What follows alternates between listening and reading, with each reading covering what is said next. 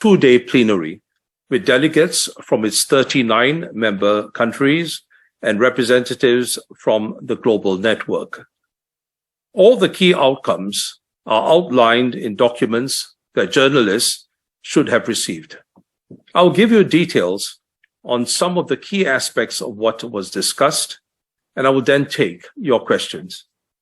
First, the FATF again expresses its sorrow at the needless loss of life, suffering, and destruction caused by Russia's invasion of Ukraine. The FATF has repeatedly condemned Russia's invasion. In June, the FATF stripped Russia of its leadership roles and prevented Russia from taking part in a wide range of decision-making areas of the FATF. Following plenary discussions this week, the FATF has decided to impose additional restrictions, including, number one, to bar Russia from current and future projects, and to bar Russia from participating in meetings of FATF's regional partner bodies as a FATF member. With these measures, Russia has now essentially been sidelined as a member of the FATF. This decision reflects a consensus reached and agreed upon by FATF's 39 members, and is a direct consequence of Russia's invasion of Europe, as a direct consequence of Russia's invasion of Ukraine, which violates the FATF's core principles and represents a gross violation of Russia's commitments to the FATF. I would now like to update you on jurisdictions under increased monitoring, often referred to as the FATF's grey list. 3 countries are coming onto the list: the Democratic Republic of Congo, Mozambique, and Tanzania. They are being added to the list due to strategic deficiencies identified in their anti-money laundering and counter-terrorist financing systems after evaluations by FATF regional partner organizations. All countries have agreed to action plans to address these deficiencies. I urge all of them to complete those action plans as soon as possible. There are also 2 countries coming off the grey list. The first is Nicaragua.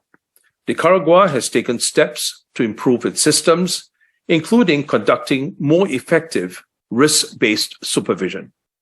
A FATF team visited the country and verified the reforms.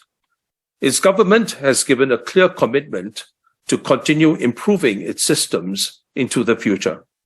As a result, Nicaragua is no longer subject to increased monitoring. However, the FATF has serious concerns about the potential suppression of the non-profit sector in Nicaragua. The implementation of FATF standards should not lead to the disruption or discouragement of legitimate activity of aid organizations or other NPOs. The FATF has made it clear to the authorities in Nicaragua and urges them to work with FATF's regional partner, Gafilat, to continue improving its anti-money laundering systems. This includes ensuring that oversight of NPOs is risk-based and in line with FATF standards. The second country that is coming off the list is Pakistan. Pakistan has been on FATF's grey list since 2018. After a lot of work by the Pakistani authorities, they have worked through 2 separate action plans and completed a combined 34 action items to address deficiencies in their anti-money laundering and counter-terrorist financing systems.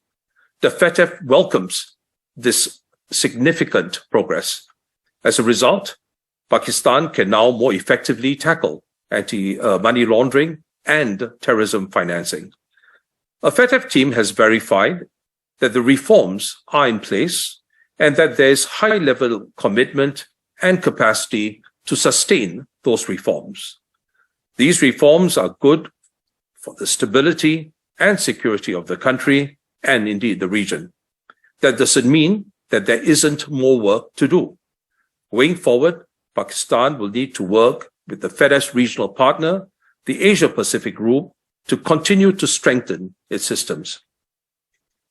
I would now like to update you on the high-risk jurisdictions which are often referred to as being on the FATF's blacklist.